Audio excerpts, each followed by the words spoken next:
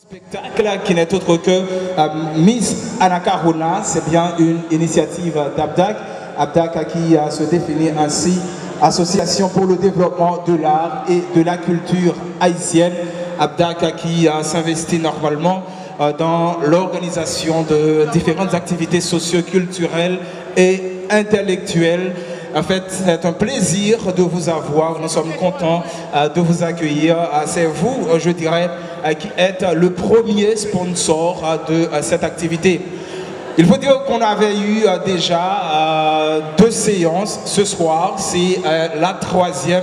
Il faut dire que la 3e séance, ou encore cette 3e sortie, est normalement consacrée à la présentation ou la représentation d'une tribu africaine. Cela signifie que chaque candidate va pouvoir présenter ou représenter une tribu africaine. On comprend bien que l'Afrique est à l'honneur ce soir et on espère que l'on va passer ensemble un moment merveilleux, un excellent moment, pourquoi pas un moment agréable, puisque de belles et grandes prestations vous attendent. C'est sûr que vous êtes contents d'être avec nous pour établir le contact, justement pour évaluer l'ampleur. J'aimerais bien que vous vous applaudissiez chaudement, s'il vous plaît.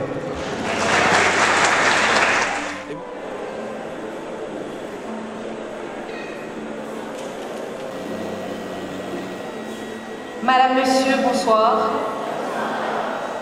Aujourd'hui, je vais vous présenter une tribu africaine nommée Zulu. Je vous souhaite déjà bonne audition. La tribu Zulu se situe en Afrique du Sud, originairement le long de la côte de l'océan Indien, entre la rivière Turjla au sud et la rivière Pongola au nord, au nord-est de l'actuelle province KwaZulu-Natal. Si on essaie de faire un tour d'horizon sur l'histoire Zulu, on retrouve les Bantus, un ensemble de peuples qui se sont installés du Nigeria jusqu'à Afrique du Sud, pendant près de 3000 à 4000 ans.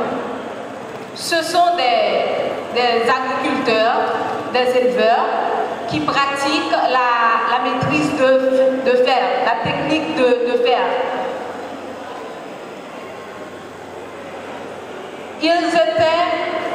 Ils étaient des Bantus et ils parlaient la langue Bantu.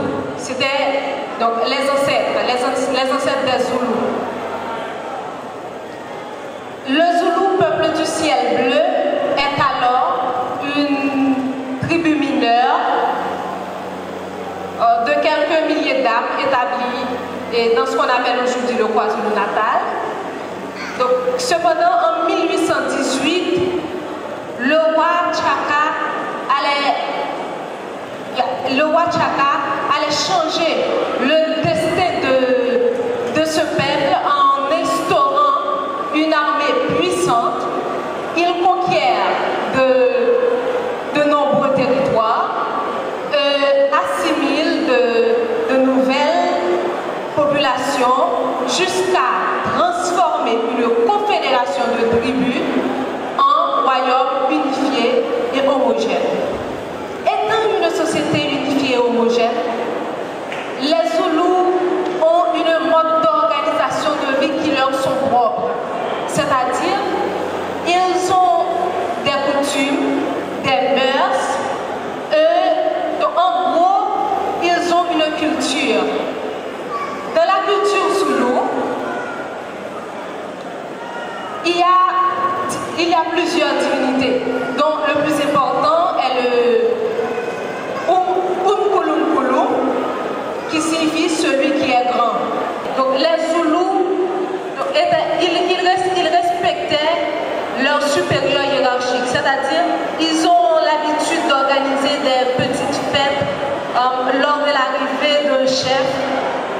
Et il y a plusieurs systèmes. Il y a le système patriarcal, le système matriarcal et le système mixte. Dans le système patriarcal, c'est le père des enfants qui prend en charge leurs responsabilités. Et dans le système matriarcal, c'est la mère de l'enfant qui prend en charge sa responsabilité. Et dans le système croisé, ce sont les deux parents qui prennent en charge la responsabilité des enfants.